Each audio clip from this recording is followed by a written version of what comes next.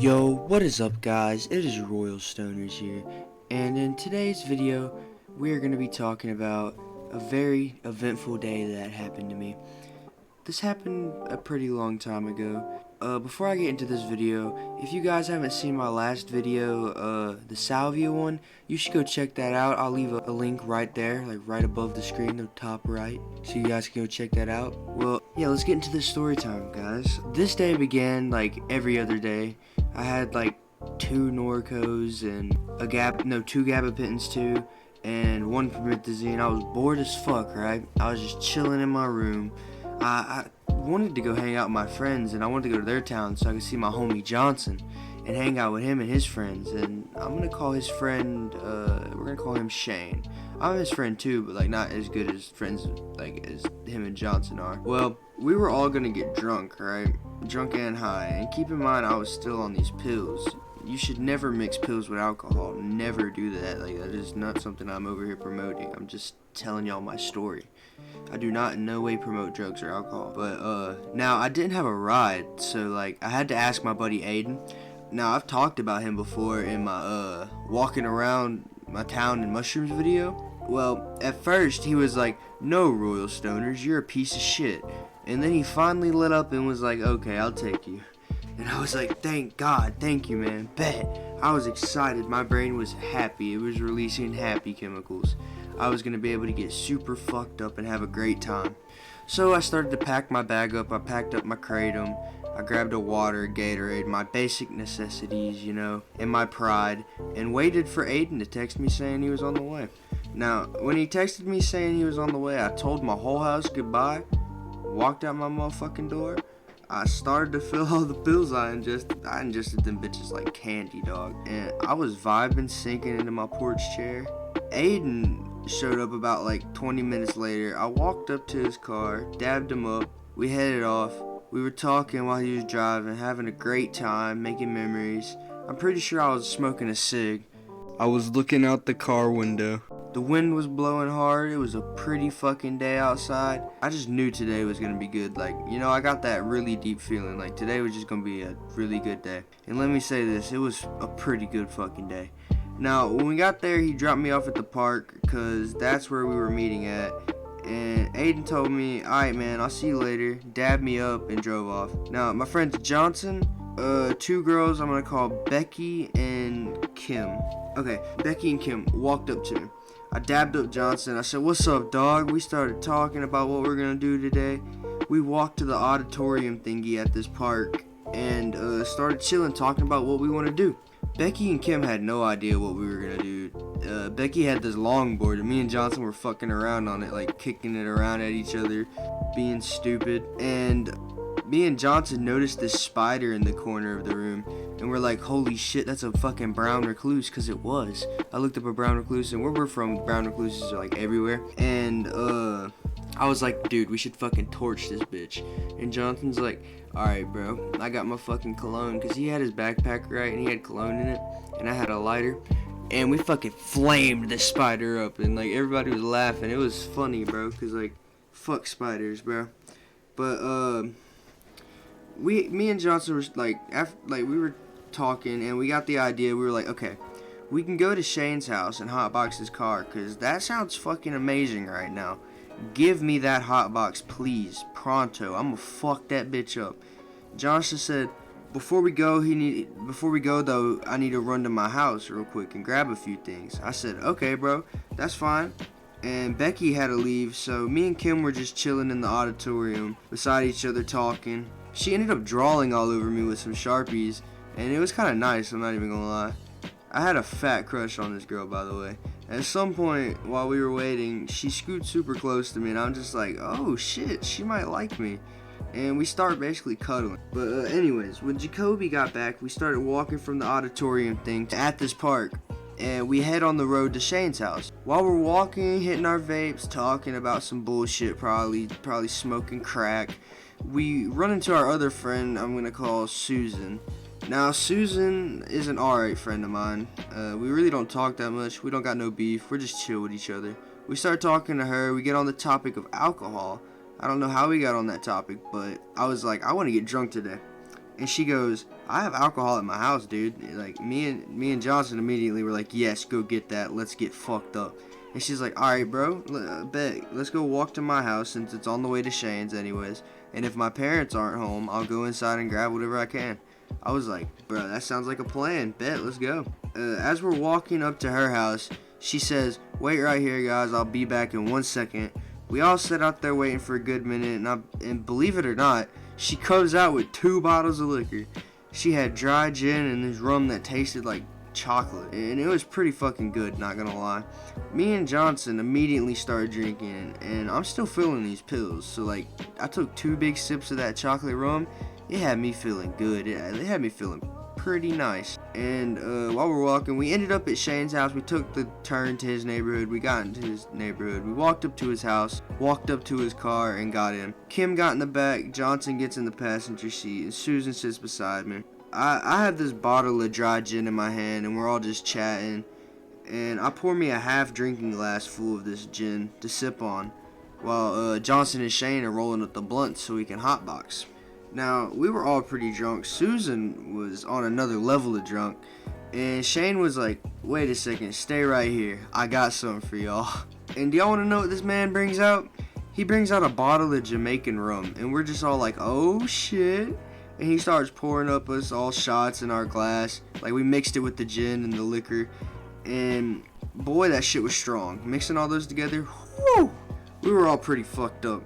And they start lighting up the blunts. We're passing them bitches around, having a good conversation, smoking some fine green. And we get on the topic of dare shot. Now, I'm going to explain dare shot to you. You guys probably already know what it is because it's pretty explanatory. But, basically, you either do a dare or take a shot. And, I knew it was happening. I just had the idea. I was like, oh, this is going to turn either sexual or, weird. And Shane goes, Johnson, dare or shot. Of course, he picks dare. And Shane was like, I dare you to kiss Susan. And Susan says no, and Johnson had to take a shot. And they ended up on Kim after a minute. And Johnson was the one daring her. And, he really helped me out on this one, I'm not even gonna lie. But he goes, Kim, I dare you to kiss Royal Stonerz. And I'm like, oh shit. I look over at her. She looks at me, she's like, fuck yeah. Grabs my face and kisses me. I'm just like, hey, like I'm probably blushing, bro. I'm not even gonna lie, I was probably blushing. But after that, we kept on playing. They landed on me. I said dare, and Shane ends up daring me and Kim to cuddle. And Kim was like, fuck yeah, and I was like, fuck yeah. And she hopped up front and made Susan go to the back, and got up in the middle with me. We started cuddling. I was holding her in my arms, playing with her hair while we was playing this game. Shane ended up saying fuck it. We all cuddling and started cuddling with Susan. I'm about to hit a GB, guys, real quick. So, this is a little mid-break in the story. Cheers, guys. That's a fatty. Listen to that. Okay. Anyways, back to where we were. Shane ended up saying, fuck it, we all cuddling. And he started cuddling with Susan. He got into the back with her. And I kind of felt bad for my boy Johnson. He was left out. I felt terrible. But he didn't really show that he was mad until later that night. Anyways, we spent about 2 hours in a hot-boxed car, stoned as fuck, drunk. I'm on pills. I'm just fucked up to another level. I just remember getting out and feeling the fresh air, like, yes, fucking finally. And me and Kim walked to the road because she has to leave. And her ride picks her up. But before she leaves, though, she tells me, meet me later tonight at my window. I'm going to sneak you in. And me and Johnson, and I'm just like, okay, bet. And me and Johnson and Susan are deciding what the fuck we're gonna do. We're standing in front of fucking Shane's house, just like, okay, what are we gonna do? And Shane's just like thinking, he's telling us, try to come upon something, because he wants us to go get some more weed so we can all smoke again. And we were like, I don't know how we're gonna get money, so we're just like, alright, we're gonna dip and go to find what we're gonna do. And we were walking, and Johnson goes, hey, I have an idea. Let's go to an abandoned house. And I was like, okay, that sounds fun. And Susan was like, sure, let's do it. And it was dark at this point. Susan was stumbling. I was stumbling. That night was a big blur for real, but I kind of remember a lot of it. We found the abandoned house we were going to. So Johnson opened up the door and we started looking around. We started fucking shit up, like breaking shit. Played with the fire extinguisher through shit. Johnson broke a window. Susan broke some shit. We were vibing, dog. And we all got into this one room to sit down and chill, right? And I had no idea where this was going because I was pretty fucked up. And we get on the topic of sexual shit, and Jonathan's like, want to have a threesome? And Susan says, I don't know, I really wouldn't, like, she was like talking like that. She was like, I would rather not you see me naked. I want to be with Royal Stonerz. I don't know how I feel about you seeing me naked. And I didn't say shit because I knew how he felt. I knew his pain. And this is where Johnson finally showed he was mad and that I fucked up as a friend. I will admit it was pretty fucked up what I did, but I was extremely intoxicated and had no idea what right or wrong was. So Johnson gets up mad as hell, slams the door, punches a wall, and me and Susan are sitting there, and she kind of laughs a bit, and I'm just like in shock. And she says, well, what do you want to do? And I said, I don't know. And all of a sudden she jumps on me, making out with me. And I hear Johnson break a fucking window, and after that, the rest is history. I'm not going to explain what happened because you guys already know. Johnson opened the door playing loud rap music. I don't remember what he was playing. I think it was like it was Lil Loaded. And he said, yeah, that's right.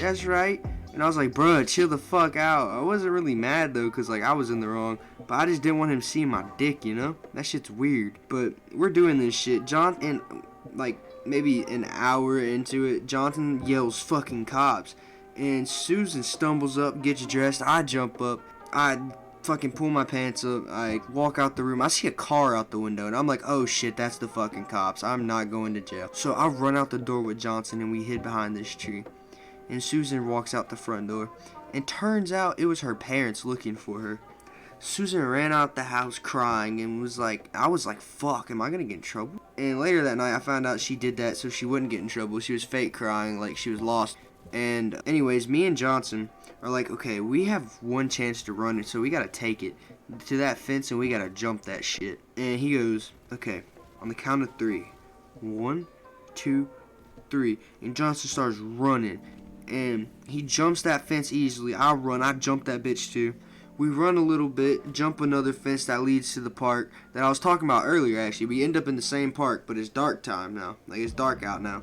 I don't remember what time it was because I didn't have a phone. And we end up finding a place to sit our shit down and chill at for a second. And Johnson broke his bong while jumping the fence, which was pretty sad, but we didn't care at the time. We got out of there not in trouble, and that's all that mattered, you know? If you think this is where the story ends, you're very mistaken. Okay, so it has a lot more going on. We walk up into the woods, right, and go through a trail. We end up on the road and walk on the sidewalk with our heads down, paranoid as fuck, thinking we're finna get caught by the cops, some shit like that. Like they called the cops on us, like the parents did. The parents might be looking after us too and shit. And we're like, fuck, dude, we're gonna get in trouble. And then we remember, oh yeah, okay. So, we have a friend named Connor who lives in that same neighborhood near the park, right? And we knew he'd let us in, so we walked there, right? We got there, we texted Connor, he came to the door. I remember walking in, the look on his face. We walked in, walked up his stairs, and I sat down on his mattress and explained to him what happened. All he did was say, like, what the fuck or something, I don't remember. And we had a pretty good conversation. And after that, Johnson had to get picked up by his grandma because he had to leave. And I got Connor to take me to Susan's house so I could knock on her window. And he took me there. Me and him were talking. We had I don't even know, dude. We just talked about some bullshit, bro. It was like, I can't even remember. I was so fucked up, man. But he walked me there, and I got to her window, and I knocked on it, and she answered. And she was like, so, am I sneaking you in, or are you going to spend the night? Like, she was talking excitingly. And I was just like, yeah, sure, I guess. I don't really have a place to stay. And I remembered that I had to go hang out with Kim. And it kind of hurt me. I was like, fuck, I'm doing her dirty. I really like Kim. I don't even like Susan. What am I doing? And the craziest shit happens in a minute, guys. I'll let you know. And she handed me a stepping stool right out the window. I hop in her window. I get in her bed. We literally cuddled for like an hour. And I was paranoid as hell because I had no way to text my fucking grandma or my parents, and her parents weren't allowed, like, she was not allowed to have boys over at all. I was snuck in, like, if her parents would have caught me, I would have probably been killed. But you want to know something? Keep in mind, Johnson knew that I was going to Susan's house, right? Because like I told him before he left, I was like, I'm just gonna walk to Susan's house and sneak in her window. and he knew that I also had to go to Kim's. And about like 1:30 in the morning, I know this because after I got out the window, I checked the time. I hear a knock on Susan's window. I look up, I shoot my head up. I'm like, yo, what's that? She's like, oh, I'm gonna look. She opens up the window. She says it's one of her friends, and she's like, stop, you're gonna wake my parents up. Shh. And she told me it was one of her friends, and I didn't really think much about it. And then I heard the fucking voices. I was like, wait a minute. And I got up myself and looked, and it was Kim and Johnson. Like, I shit you not. It was Kim and Johnson. They were at the window. What a fucking coincidence, am I right? Well, anyways, I open up her window. I get out, and I tell her I gotta go. And she's like, wait, why? I'm like, I gotta go. I go out there and explain to Kim what happened. I said I was really drunk. We weren't dating yet. She forgave me. Like, I fucked up. Like, we weren't even dating yet, so it didn't really matter. We walked. So we were like, okay, what the fuck are we gonna do now? Because they both just snuck out of their houses to come rescue my ass. And we ended up walking up to a store. We got drinks. Johnson had to go home. I was still drunk as fuck and like high as fuck. And me and Kim were walking holding hands, and she goes, you know I fucking love you, right? And in shock, I just say, you know I love you too, right? And like I feel butterflies, bro. This girl gives me butterflies. It's something crazy. I haven't got that. I mean, I've gotten that from like a couple other girls, but not many. And she smiles and says, squeezes my hand hard, and we walk to her house. And I'm not gonna kiss and tell for this lady because she's my girlfriend, and I really actually fucking love her. But let's just say we had a really fun night.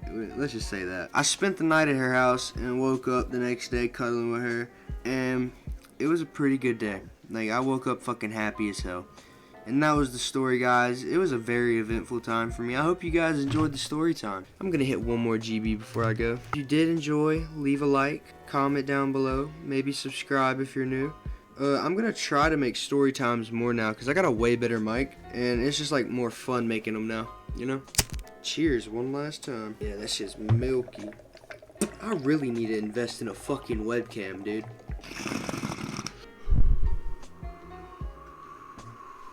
Also gonna take a hit off my vape. I'll see you guys next time. Peace.